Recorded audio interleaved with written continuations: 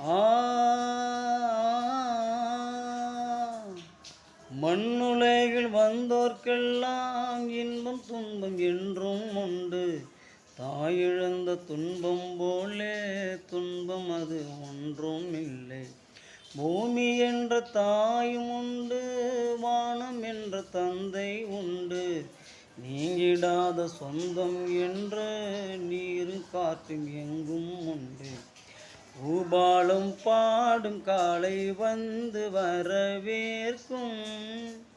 தாயின்றி நின்ற பிள்ளை என்று தன்னை காக்கும். நீ காணும் எல்லாம் உன் சொந்தம்.